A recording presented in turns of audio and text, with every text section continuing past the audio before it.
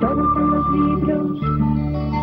Todo está en los libros. Todo está en los libros. Todo está en los libros. Todo está en los libros. Buenas noches. Llevaba yo mucho tiempo deseando e intentando que Rosa Montero, novelista, viniese a este programa. Los dos somos culos de mal asiento, rabos de lagartija, y cuando yo estaba aquí, ella estaba allá, y cuando yo estaba allá, ella estaba aquí. Ha sido endiabladamente laborioso conseguir que los dos coincidiéramos, que los dos nos sentáramos alrededor de esta mesa al mismo tiempo, pero por fin ha sido así, a la vista está. Y como no hay mal que por bien no venga, lo dijo Lao Tse mucho tiempo antes de que se echara a andar el refranero español, este primer y espero que no último desembarco de Rosa Montero en negro sobre blanco se produce cuando anda aún por todos los escaparates y expositores de las librerías españolas, y es de suponer que también en las del otro lado del charco y en las listas de los libros más vendidos, la última y muy reciente novela salida de su pluma. Es esta, El corazón del tártaro, lo que se dice una descensio ad inferos. Vamos a hablar de ella y vamos a hablar también, quizá, ya veremos, de otras obras suyas, y vamos a hablar, en cualquier caso, eso es seguro, de literatura, con esta escritora que un buen día saltó a la novela desde el periodismo sin por ello renunciar a este. Rosa, buenas noches, gracias por estar ahí, y si te parece, vamos a empezar por eso, por las relaciones difíciles, a mi juicio, o no tan fáciles, como la gente cree, entre la literatura y el periodismo, entre el periodismo y la literatura. ¿Son la una y la otra profesiones paralelas, consanguíneas, convergentes, o son, por el contrario, antitéticas, divergentes, más o menos incluso incompatibles? Pues fíjate, Fernando, que a mí, en primer lugar, es que me parece que el periodismo escrito, es decir, ser director de un periódico no, pero el periodismo escrito que hacemos los reporteros, me parece que es un género literario, o sea, que es también literatura, eso empezando por ahí. Y que puedes llegar además a cotas literarias altísimas, como por ejemplo a Sangre Fría de Truman Capote, que tú bien sabes que es un reportaje. Y es un libro maravilloso, ¿no? Entonces, lo que pasa es que como género literario se tiene que someter a las reglas del género. Entonces, hay que, cuando escribes un género, sea el que sea, si haces drama o si haces poesía, si haces novela, si haces periodismo, si haces ensayo, tienes que hacerlo dentro de las reglas de ese género. Si haces un ensayo, por ejemplo, que fuera poético, posiblemente será un mal ensayo porque no será riguroso. Si haces teatro que sea ensayístico, será un peñazo de teatro posiblemente y no se podrá ver esa pieza. Si haces novela como si fuera periodismo, harás mala novela, y si haces periodismo como si hicieras novela, pues harás mal periodismo, porque ahí sí que son antitéticos, son contrarios incluso como géneros. Por ejemplo, por ponerte un ejemplo nada más, en periodismo la claridad es un valor, cuanto más clara y menos equívoca es una pieza periodística, mejor. Y en narrativa, la ambigüedad es un valor, ¿no? Así que, como ves, son divergentes en su acercamiento. Yo diría que en el periodismo cuentas lo que sabes y en narrativa lo que no sabes que sabes. O sea que son dos mundos muy distintos. Bueno, tu novela precisamente es muy ambigua, hablaremos de ello, y en ella aparece también Truman Capote, al que acabas de citar. Una pregunta maliciosa. Malicia, venga. Cuando has dicho que el periodismo es un género literario, yo estoy totalmente de acuerdo con ello, yo lo leo por las mañanas como si fuera un género literario. ¿Quieres decir que el periodismo es un género de ficción y no de información? No, quiero decir que es un género literario. ¿El ensayo es un género de ficción? No, y es un género literario. O sea que no, es un género literario. La crítica puede ser también misma, la crítica debería aspirar, la crítica literaria, a ser un subgénero, por lo menos, del ensayo, ¿no?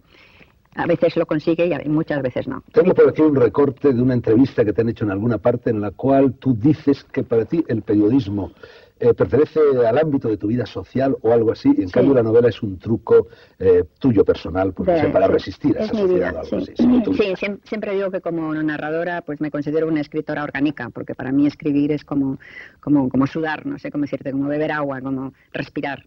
Porque lo he hecho desde siempre, escribir narrativa. Aunque en efecto he empezado a publicar como periodista, pues empecé a escribir mucho antes que como periodista, como narradora, desde muy pequeñita. Eso efectivamente es una de las cosas que me ha llamado la atención al repasar tu biografía. novela. Todo el mundo cree que tú eres una periodista que saltas a la novela. En realidad, como acabas de decir, no. Tú eres desde niña, desde que te pusiste enferma. Tuviste tuberculosis, exacto, anemia. queda muy bien, ¿no? Lo de tuberculosis en una biografía de escritor. Me puse con tuberculosis de los 5 a los 9 años, no fui al colegio y entonces estaba sola en casa.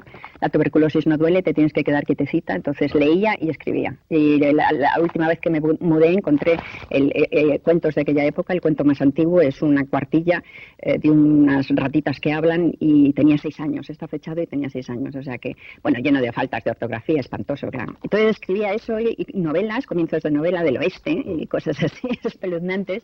Y mi gran sorpresa fue volver al colegio a los 9 años y descubrir que las otras niñas no jugaban a eso, ¿no? Entonces cayó sobre mí el peso de la literatura y ya seguí escribiendo, pero incluso con ambición de estilo, imagínate.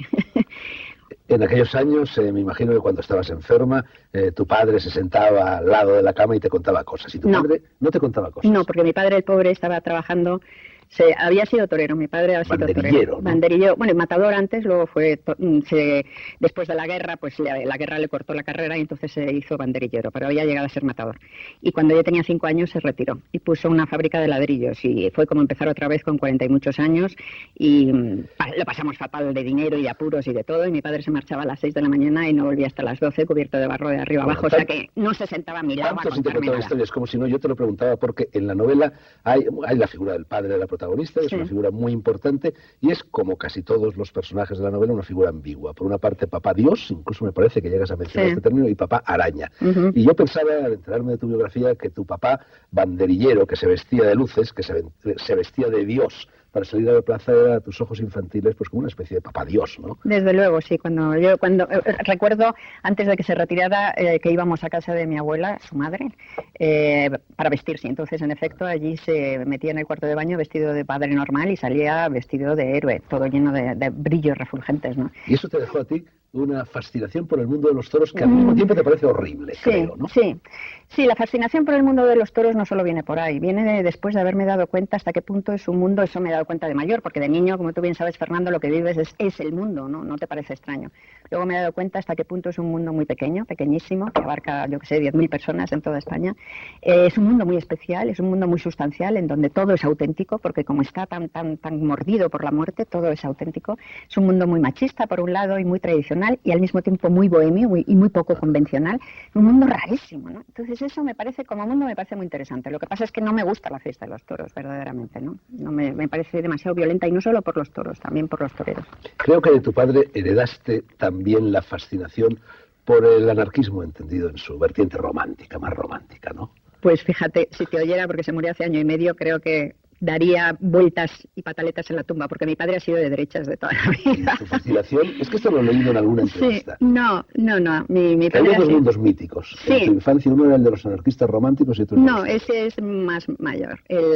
Siendo mayor ya, bueno, mayor, teniendo 16, 17, 18 años, empecé a descubrir el anarquismo y lo hice mundo romántico mío, pero de pequeño mi padre fue de derechas, de siempre, además pues yo creo que debía ser muy chuleta, ¿no? Yo creo era carlista, así que era una buena persona. Cuando terminó la guerra le quisieron dar un cargo y duró 24 horas, o sea que se marchó a torear y dejó el cargo cuando todo el mundo estaba medrando. Era una buena persona. Bueno, eso es bastante anarquista. Eso es bastante anarquista. Él era anarquista, él era muy anarcoide, en ese sentido, era muy el sentido de la libertad individual y por otro lado de una cierta crítica razonada al poder. En ese sentido, sí.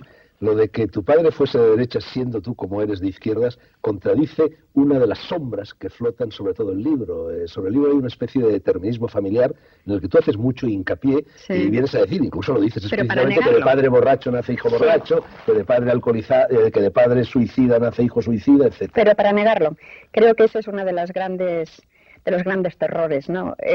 Justamente yo creo que la infancia yo creo que es un momento muy oscuro. Y uno de los grandes infiernos de este libro que cuento es... la infancia es el lugar en el que habitas el resto de tu vida, página 173.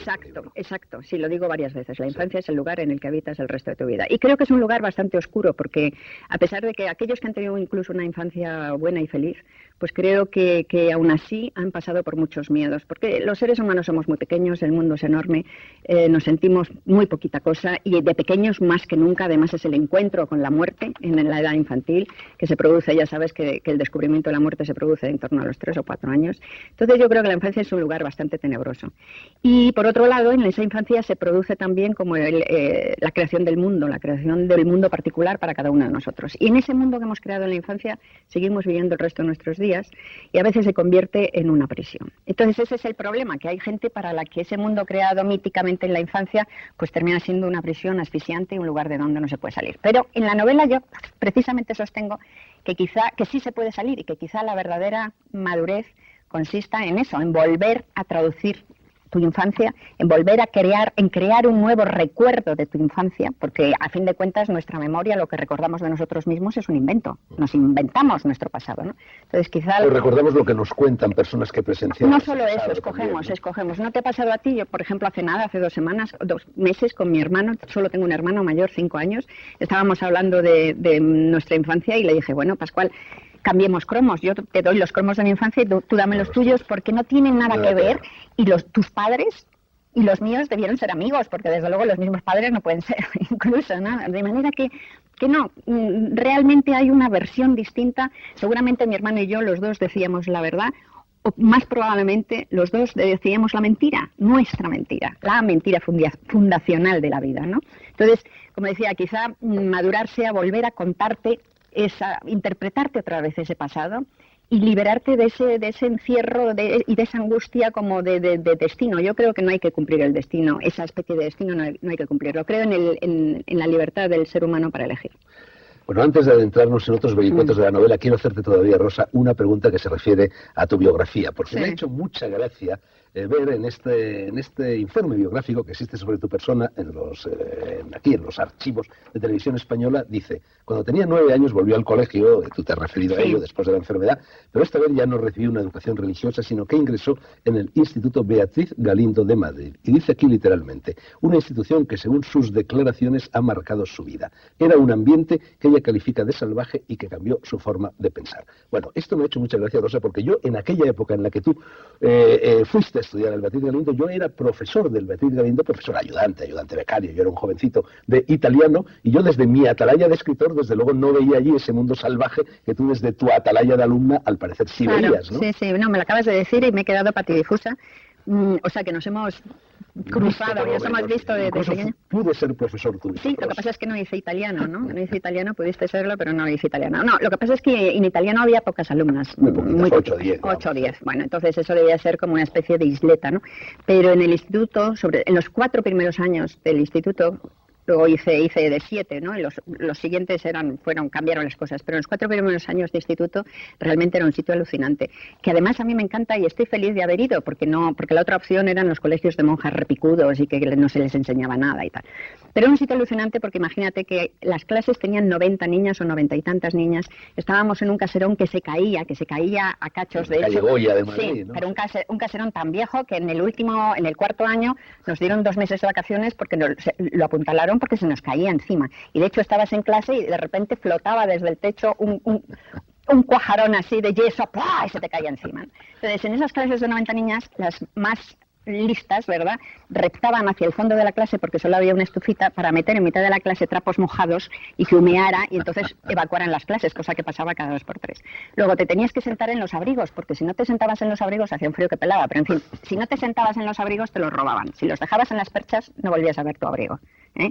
Y yo he visto en ese instituto, por ejemplo, las pintadas más obscenas que he visto en toda mi vida, las he visto con 10 años en los retretes de ese instituto. Por ejemplo, cuando teníamos 13 años, una compañera mía de 13 años la pillaron follando con el ayudante del albañil de los obreros que estaban apuntalando el instituto, con 13 años. Bueno, y el chaval debía tener 14. Una intensa desesperación. ¿Por qué no te enteraste de nada? No me enteré de nada, pues ¿no? Sí, Esta vida pericolosa. Y les echaron, no era vida pericolosa, pero era vida. No era vida pericolosa, pero era vida, ¿sabes? Era vida, que eso era lo fascinante, ¿no? Les echaron a los pobres, que yo he pensado muchas veces en esta chica que habrá sido de ella, ¿no? echada de ahí, que era el único sitio que quedaba bueno, no había más que 2 institutos públicos, ¿no? De educación pública para chicas en Madrid, entonces, ¿y qué habrá sido de ella, no? Bueno, seguramente. En medio de este zafarrancho de combate, Rosa, estaba don Gerardo Diego, como profesor de literatura, al cual yo veía siempre en la sala de profesores, sentado como una esfinge, hierático, mirando al vacío sin hablar con nadie, muy serio. ¿Fue profesor tuyo? Fue profesor mío en quinto, que ya en esa segunda etapa, ya en quinto, sexto y preu, ya eran menos niñas, eran como, porque ya las niñas se marchaban y quedaban muchas menos. Éramos como 30 o 40 ya en las clases, y entonces venía siempre con una ayudante que temblaba. Él no decía nada y la ayudante venía detrás cargada con los cuadernos, cayéndosele todo, temblando, porque él tenía un humor horrible. Pero un humor tan horrible, además inadmisible, creo yo, ¿eh? O sea, nos hacía llevar unos cuadernos, ¿no? Entonces, pues, sacaba a las niñas y leía los cuadernos, no sé qué pasaba, debía leer algo que no le gustaba nada, que entonces miraba a la niña, vi hacer esto una vez con él. Cogió el cuaderno, lo abrió, miró a la niña, se puso de pie, tiró el cuaderno al suelo y empezó a pisotearlo como un loco. Así, la niña llorando, aterrorizada. Bueno, a mí me parece muy excesivo. Eso como anécdota mala. Como anécdota buena de él. En el instituto no leía nadie, yo era la única que leía, y escribir, ni te cuento, no escribía nadie, yo era la única que escribía. Entonces escribía bien, claro, y las primeras redacciones me puso un 10, porque era la única, que no había como... Entonces me puso un 10, pero me corrigió una cosa que sigo haciendo, que es poner una coma después de las copulativas de I. Yo de vez en cuando pongo coma después de I porque me gusta, porque da otro tiempo. Entonces me lo corrigió. Y yo, como ya tenía esa vocación de estilo completamente obcecada y soberbia, se lo discutí y seguí poniendo mis redacciones y coma, ¿no? Y sigues haciéndolo, la verdad. Y sigo haciéndolo, ¿no? Esas cosas que ya te digo que... Y entonces me las tachaba. Y ya me las devolvía tachadas, pero con todo tachaba toda la página, me ponía 0 y 0. Y mantuvimos ahí y yo seguía poniéndolo, y al final, después de ponerme 0 y 0 y 0 y 0 en todos los trimestrales, al final me dio matrícula. Bueno, a mí hay algo que me gusta mucho en ti, que me fascina incluso, que es esa especie de lucha que se aprecia en tu trayectoria narrativa por llegar al mundo de la novela, por apoderarte del mundo de la novela. Tu primera novela fue Crónicas del desamor, ¿no? 1979, si no estoy equivocado. Sí, debe ser. Y esta es tu octava novela, El corazón del tártaro. Bueno, sí. Yo tengo la impresión no solo de que es tu mejor novela, sino de que con esta novela esa lucha en cierto modo ha terminado. Te has adueñado ya de todos los resortes de la narrativa. Qué bien. Pues ¿tienes tú esa sensación de que la lucha ha terminado? Bueno, la lucha... Y que ahora tendrás que estar a la altura de esa posesión de resortes narrativos, pero que ya no hay esa agonía, ¿no? Sí, la verdad es que creo que es mi mejor novela, con gran diferencia de lo anterior. También creo que la narrativa es un género de madurez. También creo que ya estoy mayor, lo suficientemente mayor. Y no sé si la lucha ha terminado, porque la lucha por una obra mejor siempre está. Pero sí que creo que es lo mejor que he escrito, con mucha diferencia, y estoy orgullosa de ella, te diría, cosa que a lo mejor no diría de las anteriores. ¿De dónde procede tu amor a la novela, tu empeño en escribir novelas? Te lo pregunto porque a mí lo que más me divierte escribir es novelas, pero sin embargo lo que más me aburre leer en líneas generales en estos momentos, y por supuesto con excepciones, también son las novelas. Sí, pero ¿a qué no te ha pasado eso siempre? ¿A que de joven leías novelas? Claro. Bueno, ya sabes que es una cosa curiosísima. Estoy tomando notas para un libro de ensayos literarios que quiero hacer, y esa es una de las observaciones, ¿no? Que curiosamente la novela es un género de madurez para el escritor, pero es un género juvenil para el lector. ¿Por qué? Bueno, pues eso ya entraríamos en un pantano ahí de reflexiones que seguramente no tenemos tiempo, pero le pasa a todo el mundo. Es decir, que la novela te gusta leerla como lector de joven, quizá porque la novela es un catálogo de experiencias, ¿no? Eso es lo mismo con el cine. Sí. El cine también gusta sobre todo a los jóvenes, y sin embargo el buen cine es el que hacen las personas maduras, ¿no? Sí, es muy interesante, pero la novela es muy, muy, muy distintivo, porque es algo que le pasa a todo el mundo, ¿no? Que realmente a medida que va creciendo, aunque sean... Yo soy una gran lectora de novelas, me gustan mucho, pero aún así noto, y me siguen gustando, pero aún así noto que esa locura que tenía por ellas ha bajado, y que empieza a gustarme tanto o más otros libros. La mayor parte de las novelas que se escriben ahora, no lo digo ciertamente por la tuya, todo lo contrario, son novelas clónicas, que se parecen extraordinariamente entre sí. Y incluso habría una semejanza entre tu novela y esas novelas.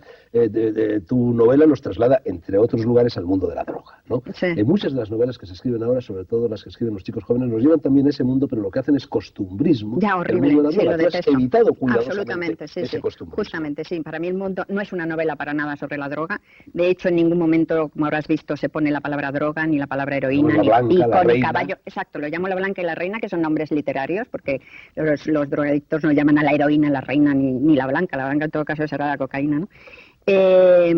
Y es que quería huir justamente de hacer una novela costumbrista que me parece una cosa muy limitada. Para mí la droga aquí no es más que uno de los nombres del infierno, una de las muchas maneras que el ser humano tiene de perderse. Todos llevamos dentro 1000 posibilidades de perdernos. Y muchos de nosotros caemos por esos agujeros, ¿no? Ese es la angustia y el problema, ¿no?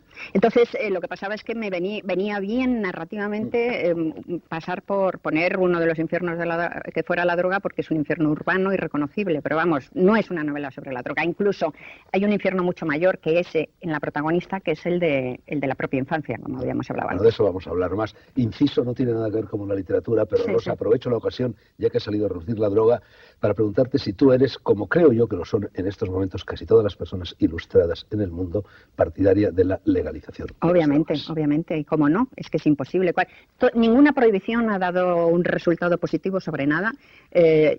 Conozco muy bien, soy de una generación, además yo tenía en el 68 17 años, o sea que soy de una generación que utilizó mucho las drogas, no la heroína, las drogas psicodélicas, y que la utilizamos además de una manera no irresponsable, sino muy responsable, porque se quería con ello romper las paredes del mundo y crear otro mundo nuevo. Suena todo muy romántico, muy tonto, pero era así, se sentía así. Y entonces, porque he estado cerca de ese mundo, sé también cuáles son los peligros. Mucha de la gente de mis amigos de la época se pasaron a drogas mayores, se pasaron a la heroína, se pasaron a morfina, se murieron, se les saltó la tapa de los sesos. Sé muy bien cuál es el peligro de las drogas. O sea que no estoy haciendo una apología del alcohol, por ejemplo, que es una droga espantosamente dura y que está legalizada. Y el tabaco. Y el tabaco, ni cuento también lo que cuesta dejarlo. Pero el alcohol es que destruye. ¿Tú eres fumadora y lo dejaste? Yo era fumadora y lo dejé. ¿Hace cuánto tiempo, Rosa, lo dejaste? El 20 de octubre hará 12 años. Entonces estás salvada. No te lo preguntaba porque parece ser que la nicotina, que es 70 veces más adictiva que la heroína, se mantiene 2 años en sangre. Fíjate. Uno deja el tabaco y a los 2 años está muy contento y vuelve, ¿no? Sí. Porque es cuando se produce el verdadero síndrome de Horrible, Pero bueno, horrible. dejemos esto, volvamos a la literatura. Sí. Rosa, parecería, y lo digo en condicional, como si en esa lucha por llegar al territorio de la novela que tú has mantenido, lo primero fuese escribir cuentos. Sin embargo, tú no publicas un libro de cuentos hasta el 98, es decir, muy Sí. reciente, Amantes y enemigos. ¿Tú crees que, en contra de lo que mucha gente cree, el cuento y la novela en realidad son géneros literarios separados? Sí, yo creo que sí, desde luego. No creo que para aprender a escribir novelas tengas que pasar obligatoriamente por el cuento, y hay autores que lo que son grandes es en el cuento y no en la novela. Y a mí me gusta, como lectora, me gusta tanto un buen cuento como una buena novela. O sea, escribir un buen cuento, un cuento maravilloso, es tan difícil como escribir una buena novela, ¿no? Pero como escritora me gusta desde siempre me ha gustado la larga distancia, ¿no? Soy una corredora de larga distancia, me gusta habitar en las novelas a mí me llevan como 3 o 4 años, y me gusta todo ese tiempo que te lleva a estar en la novela y cómo se van construyendo. Me gustan además mucho las novelas arquitectónicas, es decir, las novelas como una estructura muy cerrada, quizá porque yo soy muy caótica y siento como que el caos es una fiera que está acechando debajo de la alfombra para comerme. Entonces me gusta hacer esas construcciones mentales, ¿no?, que te duran 3 o 4 años, y en ese tiempo vas viviendo mitad en tu vida real y mitad en la novela. Eso es lo maravilloso. Con un cuento no puedes Pero hacerlo. Rosa, sin embargo, esta novela, El corazón del tártaro, tiene un final muy abierto. Totalmente. Tan abierto que en la última página, reiterativamente, a propósito de muchas cosas, se va repitiendo la frase, tal vez no, tal vez no, tal vez no. Es decir, no se sabe, siempre hay dos versiones de la vida. No solo eso, sino que además yo no sé, y yo he escrito la novela, yo no sé lo que ha pasado realmente. Hay una serie de cosas que no las vamos a destripar porque la novela es una novela de intriga, ¿no? Pero hay una serie de cosas que suceden y que yo no sé qué es lo que ha pasado en realidad. Y lo puedes escoger, el lector puede escoger la versión que quiera. Yo tengo mi opción, pero no, por haberla escrito no lo sé mejor. Pero la estructura es una estructura es decir, es como, la novela está estructurada muy como un rompecabezas, todo tiene que ver con todo, ¿no? Es decir, es estructurada casi como esto. Exacto, el sí, cubo de como el cubo de Rubik, que Rubik. tiene bastante importancia en la novela, ¿verdad? Efectivamente, tiene mucha importancia en la novela como símbolo de la vida, que la vida también es un rompecabezas desesperante del que intentamos creer que tiene en algún lugar oculta la solución, y como símbolo de la estructura de la novela, las dos cosas, ¿no? El cubo de Rubik en la novela es la vida y la novela misma. Sin embargo, embargo, tú los problemas de la novela los has resuelto muy bien y creo que eres incapaz de resolver el cubo de Rubik, ¿no? Yo, incapaz. ¿Tú lo puedes No, yo resolver? también soy incapaz. Pero Luis Conde, subdirector de este programa, me decía que su hija lo resuelve en un periquete, igual que Miguel, ese personaje autista, ¿no? El más tonto de la novela, en cierto modo, y también el más listo, ¿no? Claro, ¿Qué evidentemente. mensaje hay en ese Miguel que es capaz Hay de algo, resolver el... pues es el milagro de lo no divino, ¿no? Es decir, yo no soy agnóstica, pero Miguel reúne el milagro de la vida, lo que no entendemos, ¿no? Que es, siempre he creído que aquella gente, siempre me he sentido muy cerca de aquella gente a los que la sociedad los considera monstruos o faltos o imbéciles o subnormales, y que la sociedad desprecia porque cree que les falta, que son inferiores porque les falta algo que los normales, entre comillas, tienen, ¿no? Y yo creo que toda esa gente siempre, además de que les falte algo, tienen algo positivo que nosotros no tenemos, ¿no? De alguna manera son como los ángeles. Bueno, yo me he quedado, no digo ya sorprendido, sino apabullado cuando he leído en la novela que la cifra que se refiere a las posibilidades de combinación que hay en este cubo tiene 20 dígitos. Son quintillones de posibilidades. ¿Cómo es posible entonces que haya la hija de Luis Conde u otras personas que lo resuelvan? Porque lo resuelven, no, porque lo resuelven matemáticamente. Lo que no se puede resolver es el tuntún. Tú te pones a dar vueltas y podrías estar 130, lo pongo en el libro, 133.000 años o algo así dando vueltas sin que te salga. Los que lo resuelven de una manera matemática, que no sé cómo es, porque yo soy de letras. Yo no sé ni quebrados, vamos, o sea que... Bueno, tú que te acabas de definir como agnóstica, sin embargo, en la novela, aparte de este personaje de Miguel, que efectivamente parece una especie de ángel, tiene medio cuerpo en el macrocosmos y medio cuerpo en el microcosmos, hablas también, y es un pasaje muy interesante que seguramente te volveré a sacar a relucir. En la segunda parte del programa hablas de momentos oceánicos. Sí. Incluso hay una página entera donde describes claro. con mucha fuerza uno de esos momentos oceánicos. Sí, por supuesto, pues es el Satori, son los arrebatos místicos.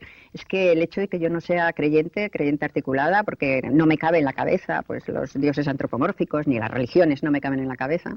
Tampoco sé si no hay otra cosa, porque es que no me cabe en la cabeza eso tampoco. Pero eso no quita para que reconozca que el aspecto religioso fundamental del ser humano en el sentido elemental de la palabra, ¿no? De religar, de unirse con el todo. Tenemos esa tendencia, efectivamente, de trascendencia, ¿no? Y gracias que la tenemos, ¿no? Porque eso es lo que nos hace, eso es lo que nos permite ser más grandes de lo que somos, justamente. Estoy buscando un párrafo de la novela que no encuentro ahora, pero vamos, es un párrafo que en definitiva se refiere a esa sensación, ese momento oceánico que embarga a la protagonista en el punto culminante de la novela, ¿no? Y es la belleza también, es la capacidad de reconocimiento en la belleza, es ese momento además en donde el yo se deshace y entonces hay como una serenidad, ¿no? Te reconoces en el todo y hay una serenidad. He encontrado el párrafo rosa y no resisto la tentación de leer unas líneas. Dice, y en ese preciso momento se precipitó sobre ella, sobre la protagonista, Zarza, la belleza del mundo como una revelación abrasadora. Los psiquiatras los llaman momentos oceánicos. Los místicos creen que en esos instantes ven el rostro de Dios. Los biólogos aseguran que no es más que una liberación masiva de endorfinas. Sea como fuere, esos agudos raptos visionarios forman parte de la realidad de los humanos. Son barruntos instantáneos de la totalidad, destellos de resplandecientes gemas entre el barro. Traspasada por el rayo del entendimiento, Zarza lo vio todo.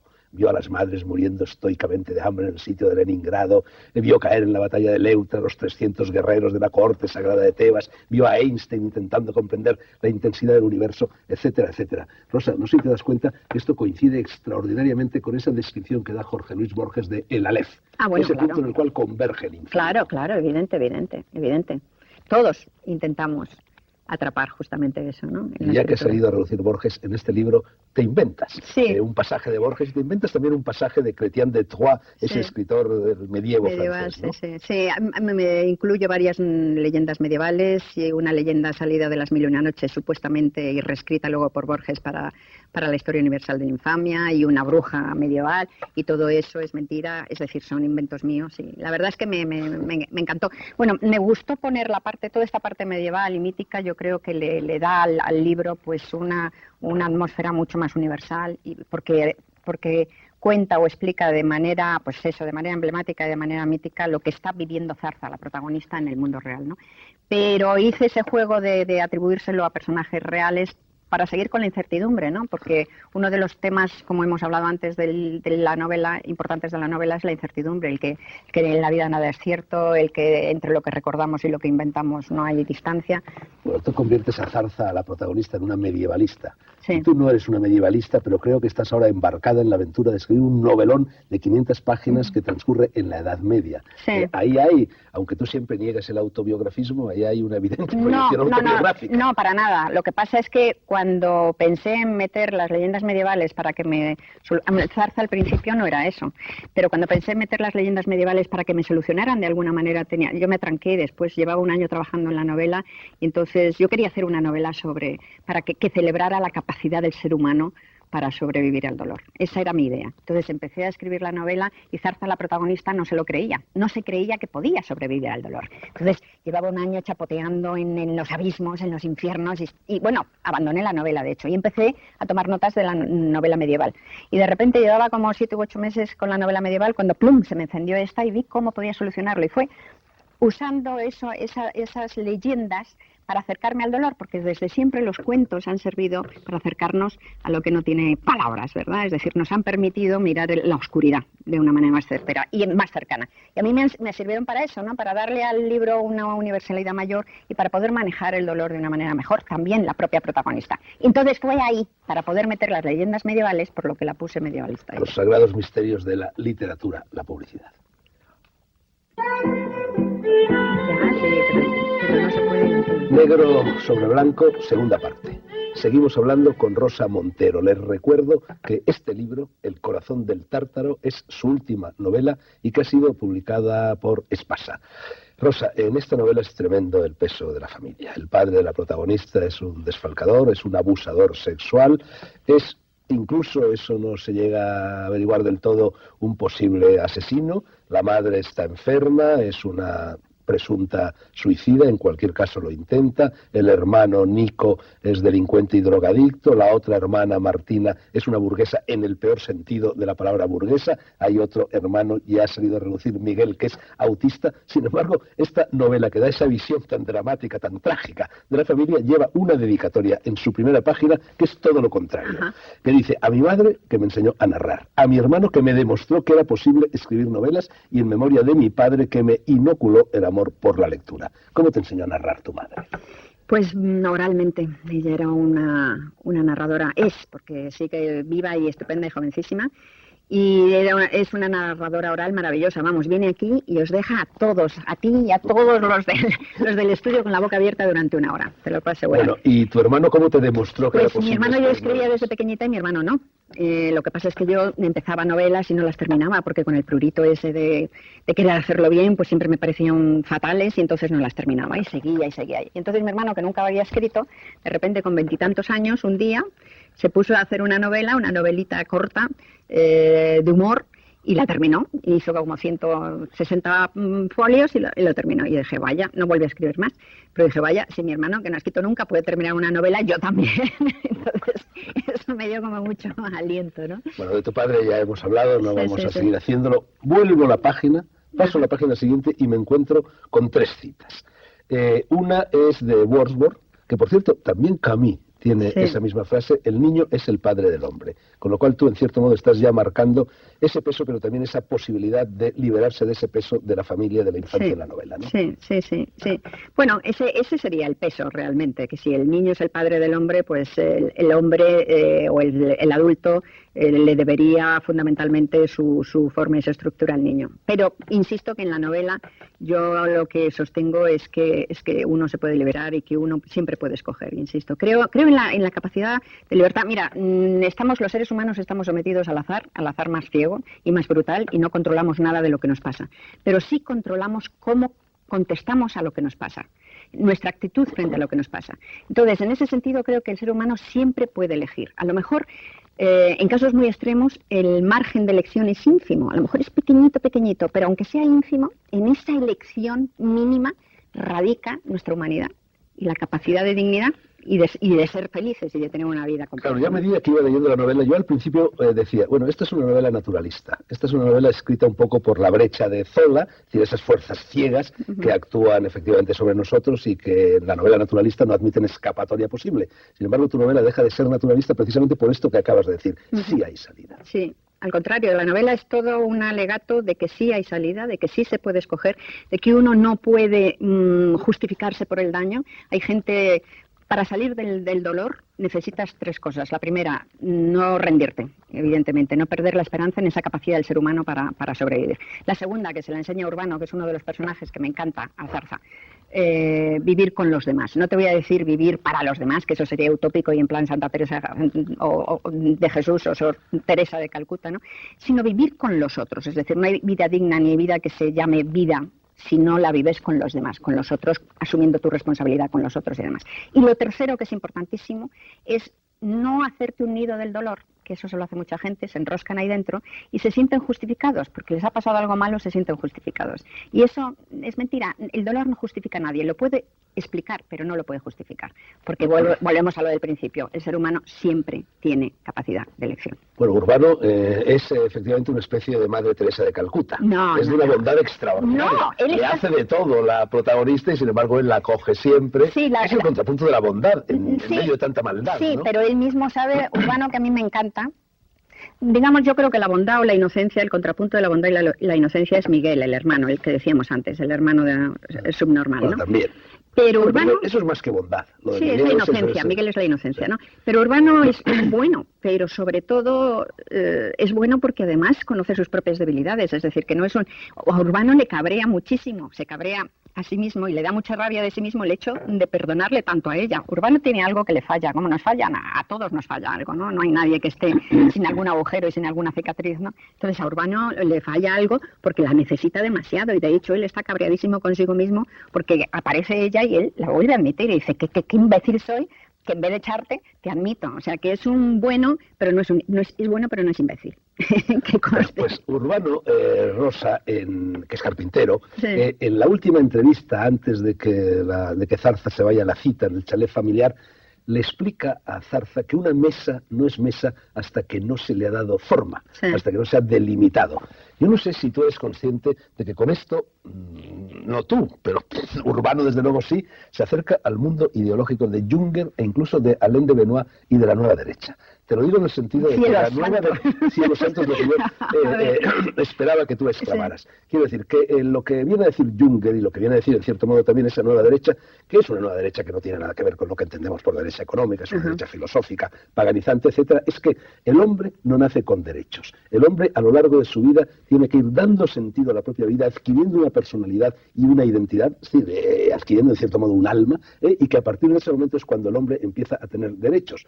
Bueno, por ahí se llega ineluctablemente a las tesis de la nueva derecha. Entonces me imagino que esto pero no sé si... Yo creo que derechos se tienen desde siempre. Lo que creo es que esto viene dentro de la tradición humanista antigua, de que el ser humano... Primero, que el ser humano, creo en el libre albedrío, como te decía antes, el ser humano es dueño de su destino y el ser humano está obligado a construírselo y a hacerse una escala de valores y una escala de ética. Y eso es el humanismo de toda la vida, no es ni a la nueva derecha ni Entonces, si se tiene que unir con algo, con una tradición, es con esa, que es más vieja que la nueva derecha y que dice lo mismo.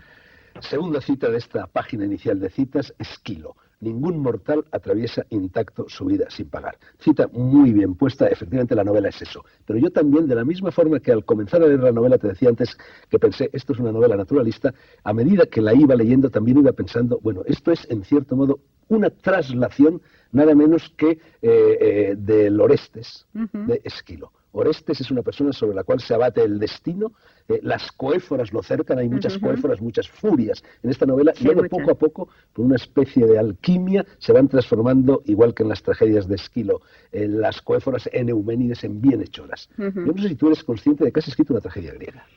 Pues no soy consciente, pero me interesa el mundo clásico, he leído Esquilo y puede que haya una influencia. Somos hijos de nuestros padres, te quiero decir, entonces puede que haya una influencia indirecta. Bueno, otra coincidencia curiosa, tercera y última cita. Intenta disfrutar de la gran fiesta de la vida con los demás hombres, Epicteto o Epicteto, que de ambas formas parece ser que se dice.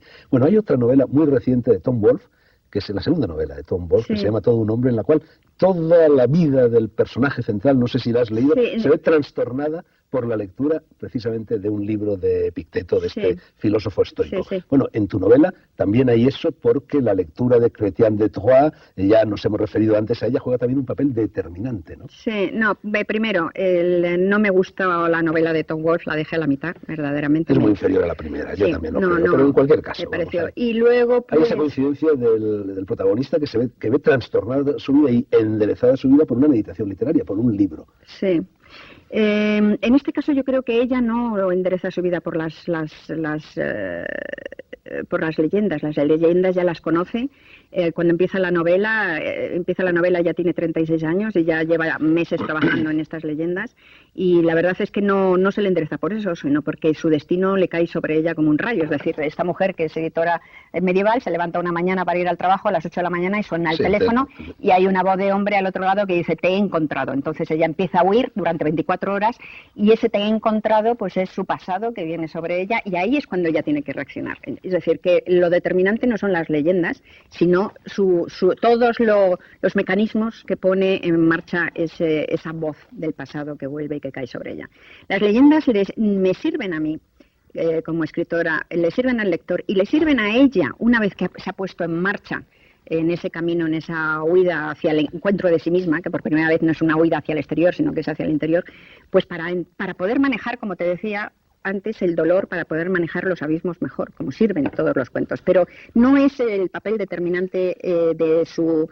Es decir, no son la iluminación. Pero hay un pasaje muy significativo, Rosa, en relación con ese caballero de la rosa, que ya lo hemos dicho, es apócrifo. Sí, es un invento. Chrétien de Troyes no escribió eso, escribió El caballero de la carreta. Bueno, la protagonista, Zarza, editora de libros medievales, se encuentra con una variante de la versión oficial del caballero de la rosa. En la versión oficial, los dos hermanos se abrazan al final y prácticamente se dan muerte el uno al otro, en una especie de abrazo de la muerte, traspachan las armaduras con sus dagas, con sus puñales. Sin embargo, en la segunda versión no. Los dos hermanos se reconcilian, en definitiva es la reconciliación con la vida, y eso es la aceptación, se reconcilian. Es muy significativo ese pasaje. Claro. De un modo muy importante. Claro, y ella escoge además, escoge poner las dos versiones en el libro que está haciendo. Antes no lo tenía claro. Es muy importante, si las leyendas en el libro son importantísimas. Ya te digo que para mí son la traducción emblemática y universalizable de lo que le está pasando a Zarza en la vida real. Son muy importantes. Pero que ya Zarza las conocía de antes, cuando empieza la historia. O sea que para Zarza, para mi personaje, no es que leer esas leyendas le haya supuesto el descubrimiento de su situación, sino que una vez que pasa por su prueba, digamos, ¿no?, por su ordalía de esas 24 horas, es cuando puede incluso entender las leyendas, pongámoslo así. Tú has dicho en repetidas ocasiones que a ti no te interesa nada, que no practicas la novela autobiográfica, que lo que te interesa es inventar vidas ajenas. Bueno, a mí que me sucede lo contrario, porque yo inevitablemente todas mis novelas no lo puedo evitar, son autobiográficas. Te pregunto, ¿cómo se os ocurre una trama que nada tiene que ver con la propia vida? ¿Cuál es el mecanismo? ¿Cuál es el artilugio?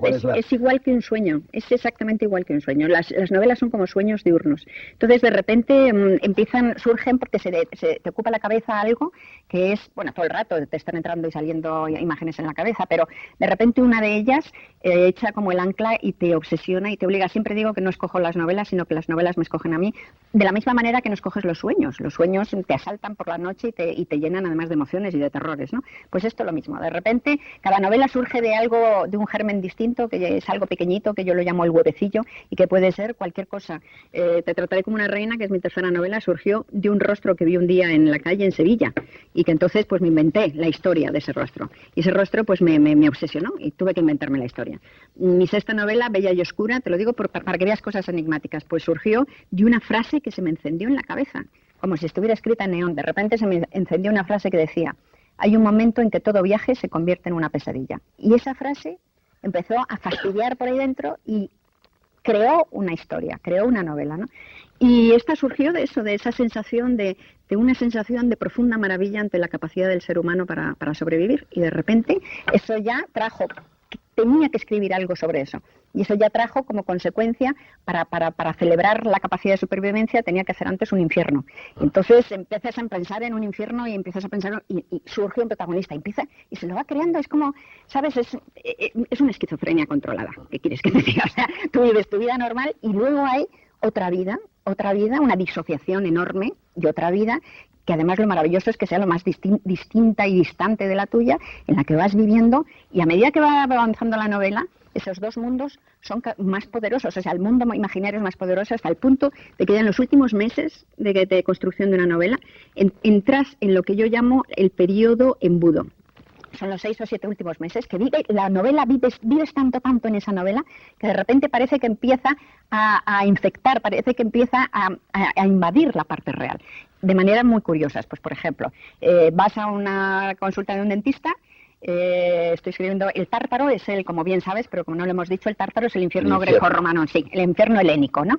Y entonces pues vas a la novela, a la consulta de un dentista y estás esperando, coges una revista de medicina de esas, una revista horrible de esas que hacen los médicos y tal, la abres y por la página por la que hables hay un doble reportaje sobre el Tártaro, sobre el infierno helénico, el Tártaro y tal.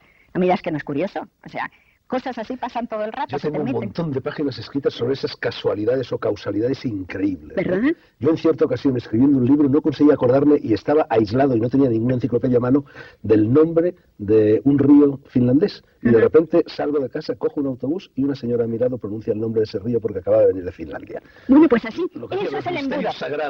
Eso es el periodo del embudo, ya te digo. Son los 6, 7, 8 últimos meses de la construcción de la novela y de repente el mundo imaginario se ordenara conforme a lo que llevas aquí. O sea, esto que llevas aquí te desborda y empieza a cubrir al resto del mundo, ¿no? Es una sensación Tú trabajas tremenda. Mucho. Tardas en leído por ahí muchísimo. 4, 5, 6 años en escribir una novela. No, menos, un par de años 4 años de documentación y reflexión, sí, y luego 3 de redacción, una cosa así. Tardo como 4 años en escribir una novela. ¿Cuál es la dificultad? Una vez le preguntaron, porque una vez le preguntó un periodista a Hemingway redactó 32 veces la última página de Adiós a las armas, y le preguntó lo mismo que yo te acabo de preguntar, ¿dónde estaba la dificultad? Y Hemingway le contestó, encontrar las palabras precisas, eso fue todo. Sí, encontrar las palabras precisas es importantísimo, desde luego, es decir, el lenguaje, en una novela es tan importante lo que cuentas como la manera en que lo cuentas, sin lugar a dudas, ¿no?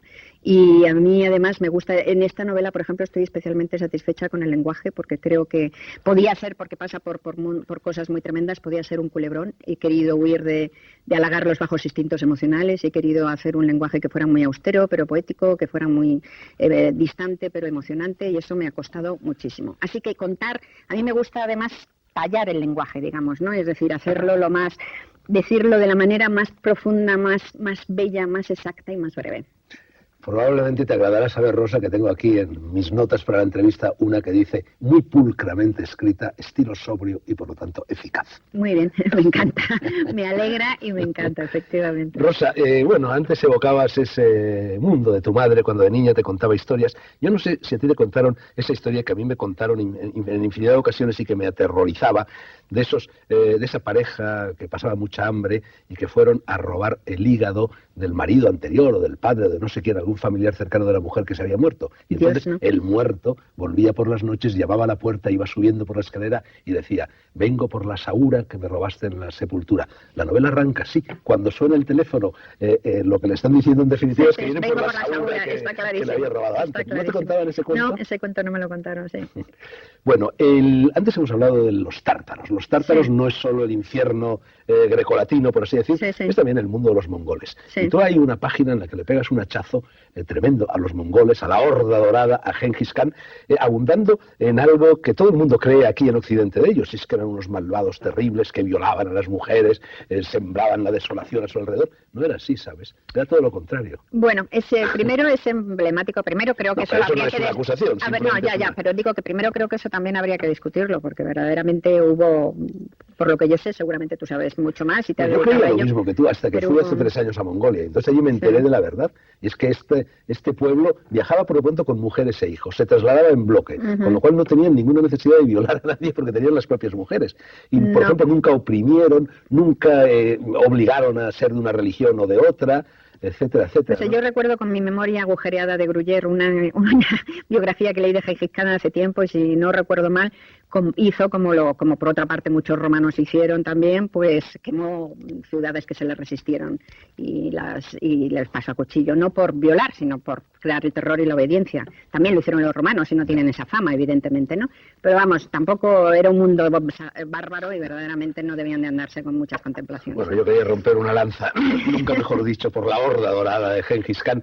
Sí. Escribir una novela es muy duro, entre otras cosas porque te obliga a documentarte sobre hechos que a veces son muy difíciles de encontrar la documentación pertinente. Te lo digo porque hay una sola inexactitud que te honra, me interesa, que yo he detectado en tu novela. Es una nimiedad, no tiene nada que ver con la literatura. Hay un momento a propósito de la pistola esa que va buscando Zarza para defenderse de su hermano, donde dice que metió las balas en los alveolos. Ajá. Eso es un revólver, eso no es una pistola. Te honra que no conozcas nada de eso. Porque el revólver tiene tambor, tiene alveolos, la pistola tiene cargador. Pero un momento, porque ella va con un Colt también, no me acuerdo en qué momento lo digo, porque ella va con un revólver al principio, hay un recuerdo que es con un revólver y en el siguiente es una pistola. Y no sé en qué momento, en cuál de los dos lo dice. Tampoco. No, pero yo te lo preguntaba sobre todo porque a mí también me pasa. De repente, por ejemplo, recuerdo que una vez escribiendo una novela, parece una tontería, pero tenía que saber de qué madera se hace una guitarra. Y tardé, no sé, perdí casi una semana en enterarme de esta tontería. También necesitaba saber si en Madrid en los años 40 se tocaba, se conocía la canción Es mi hombre, la de Edith Piaf. Bueno, eso tardé ya 15 días. ¿A ti te suceden esas cosas que quieres saberlo todo de los personajes y de los hechos que estás contando? Sí, no tiendo a no hacer una investigación de las novelas porque digamos que la parte investigativa la dedico como al periodismo, ¿no? Pero si pongo cosas, pues si necesito poner pues una pistola, pues efectivamente me meto en internet, busco las pistolas que hablo y el modelo que hablo y el precio que digo, pues es el precio que está en el mercado negro, la pistola existe, es un modelo, o sea que ese tipo de cosas sí lo hago, ¿no? O por ejemplo en la leyenda de Cretín de Troyes, que ellos dos al final se matan en el abrazo de la muerte con el ristre, con un ristre que llevan aquí, bueno, pues para saber cómo se llamaría eso, el ristre, como si se podía aguzar, pues entonces también eso me llevó un cierto tiempo buscar los nombres de las armaduras en aquella época, o buscar cómo se llamaban el rey en el siglo IX, el rey anglosajón y contra qué el jefe de los vikingos en aquella época, y todo ese tipo de cosas, sí. Pequeños detalles. Pero Hemingway, una vez más, en relación con esto, decía, yo no sé si estás de acuerdo, te lo pregunto, en que el autor tiene que conocerlo todo sobre los personajes que está poniendo en pie, pero que, sin embargo, no tiene que trasladar al lector ese conocimiento, pero que ese conocimiento es el iceberg que sostiene la superficie de la novela, que es la que recibe el lector. Absolutamente, ¿no? Uno sabe muchísimo más de los personajes de lo que dice. De hecho, uno es los personajes. Tú te vives dentro de los personajes, eres los personajes, y yo podría contestar ahora en entrevista por cualquiera de ellos. Yo he dicho antes que la novela está perfectamente construida, que funciona como este cubo, y está construida sobre 2 planos cronológicos. La evocación del pasado y en cambio el presente. Y continuamente se juega, y son 24 horas en la vida de una mujer, ¿no? En definitiva, el título de Stefan. Podría ser un hombre, daría lo mismo. Hay 2 objetos claves en la novela. Uno, ya lo he dicho, es el objeto de Rubik, y otro es una caja musical. Bueno, aquí una caja de música, yo tengo aquí otra que hemos conseguido en los departamentos de Atrezzo de Televisión Española. Es bonita. Es muy bonita, voy a abrirla. Aquí se oye una melodía que no tiene nada que ver con la melodía falsamente china que escucha la protagonista de la novela cuando recupera ese objeto milagroso, que en definitiva no sé, es casi como un símbolo angelical que le entregan y todo se resuelve a partir de ese momento, ¿no? Es la infancia. Es la infancia. La caja de música es la infancia, y por eso a veces la caja de música en la novela tiene momentos aterradores. Hay un momento en el que la caja de música produce verdadero terror. Y hay otro en el que ya se adueña de ella, la protagonista se adueña de su infancia, ya no hay más miedo. No solo se adueña, se reconcilia, ¿no? Es la aceptación del pasado, y eso es la liberación, ¿no? Exacto, sí. Bueno, hay esa sorpresa final. que realmente uno no, yo no la voy a revelar, No la voy a reveles, destripar, por favor, pero nadie se espera ese final a medida que va leyendo la novela. Sí, Es un final desconcertante, sí. Sí, pero perfectamente posible. por supuesto. Y además abierto. Ahí está es lo que digo, que no sé hasta qué punto, yo misma no sé hasta qué punto qué es lo que ha pasado. Miguel, uno de los personajes más positivos que hay en la novela, el Sí. hermano autista de la protagonista, de vez en cuando dice, todo está bien con los colores tranquilos. Sí. ¿Todo está bien ahora en tu vida con los colores tranquilos? ¿Todo está bien en tu literatura con los colores tranquilos, Rosa? Hombre, mira, no todo en la vida puede estar siempre bien, porque estamos acostumbrados ahora a creer que el espejo de la vida son los anuncios publicitarios, y entonces esta especie de vida tonta, completamente feliz todo el rato, de parejas rubias saltando, con hijos rubios saltando y con perros rubios saltando en centros comerciales, la vida no es eso, así que la vida está llena de altibajos. Pero vamos, estoy en un momento razonablemente bueno. Y la cuestión es saber, hay dos cosas que se pueden saber al respecto de eso, que por un lado, la mala noticia es que no se puede triunfar en todo, pero la buena noticia es que tampoco se puede fracasar en todo. Entonces, pues en conjunto, yo creo que la vida última está bien. pregunta, anecdótica, circunstancial. ¿Has regresado esta madrugada, me refiero al día de grabación Sí, del sí. programa, no al día de Sí. emisión, de una gira de lanzamiento de esta novela por Latinoamérica, América, sí. México, Colombia, Venezuela, etcétera? Este programa se ve mucho en esa parte del mundo. ¿Cómo te ha ido por allí? Ah, fenomenal, fenomenal. Bueno, he trabajado como un horror, pero muchísimo, y vengo agotada, y además no he tenido tiempo suficiente para ver a mis amigos, que tengo muchos amigos por allí, pero me he ido muy bien, la gente es cariñosísima y no sé, me siento en deuda con todos ellos, con toda Latinoamérica. La pagas con tus libros, 55 minutos largos, aunque se nos hayan hecho cortos, de tú a tú, con Rosa Montero, novelista y periodista y novelista, y a ratos cuentista y a ratos ensayista. Dejémoslo en escritora.